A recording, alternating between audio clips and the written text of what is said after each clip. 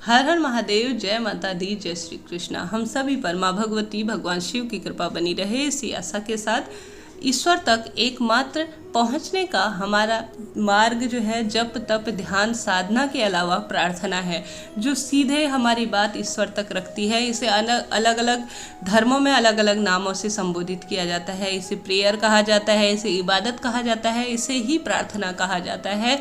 सच में अगर प्रार्थना सही ढंग से की जाए तो यह सीधे ईश्वर तक पहुंचती है। इस प्रार्थना के जरिए ही ईश्वर से हम सीधा संवाद कर पाते हैं। प्रार्थना किसी भी अवस्था में की जाती हो, विशेष रूप से पूजा करते समय ही प्रार्थना नहीं, हर समय जब आप ईश्वर के करीब आप उनसे अपनी बात पहुंचाना चाहते हैं तभी आप किसी भी अवस्था में प्रार्थना कर सकते हैं। ऐसे में दीपक में फूल बने या ना बने, आप सभी को इस विधि से प्रार्थना करनी चाहिए। मुझे उम्मीद है आप सब करते भी होंगे कुछ, और कई लोग जो है इन चीज़ों से अभी तक अनभिज्ञ है। ऐसे में दीपक में फूल बनना बहुत शुभ संकेत के रूप में जाना जाता है। हालांकि न भी बनता हो तो रोज़ पूजा में इस तरह से प्रार्थना आवश्यक रूप से प्रत्येक व्यक्ति को करनी चाहिए। सबसे पहले जब आप पूजा पाठ करने के बाद अपने इष्ट का नाम लेते हैं, अपने पितृ और अपने कुल देवी देवताओं का नाम लेते हैं, तो सबसे पहले प्रार्थना इस तरह से करें कि वह सभी के कल्याण के लिए हो। जैसे सर्वे भवन्तु सुखिना, सर्वे सन्तु निरामया, सर्वे भद्राणि पश्यन्तु, मा कश्चित् दुःख भाग् भवेतः।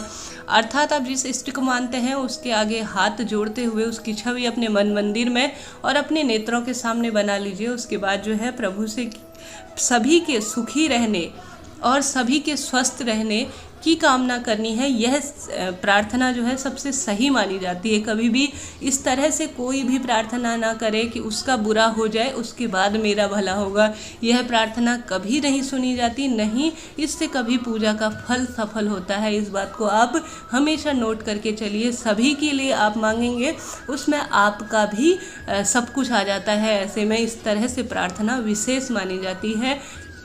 अगर जो व्यक्ति सभी के लिए प्रार्थना मांगता है, अगर सभी जनों के लिए प्रार्थना मांगता है, तो ईश्वर जो है उस व्यक्ति की सबसे पहले सुनते हैं। कभी भी दूसरों का बुरा चाहकर खुद का भला चाहना, ईश्वर की नज़रों में वह व्यक्ति कभी भी श्रेष्ठ नहीं हो सकता। तो कभी भी जीवन में किसी का बुरा चाहकर अपने लिए भला ना मांगे, सभी का भला हो आप इस तरह से कहिएगा तो ईश्वर हमेशा आपकी सुनेंगे। इसके साथ ही संवेदनशीलता ईश्वर की नज़रों में और मानवता सबसे बड़ा गुण है। तभी तो मैं कह रही हूँ आप सभी से कि इस तरह से सभी के लिए सद्भावना, सभी के लिए सुखी जीवन और सभी के लिए अन्न धन की हमेशा पूर्ति हो, इस तरह से आप सभी को प्रार्थना करनी है।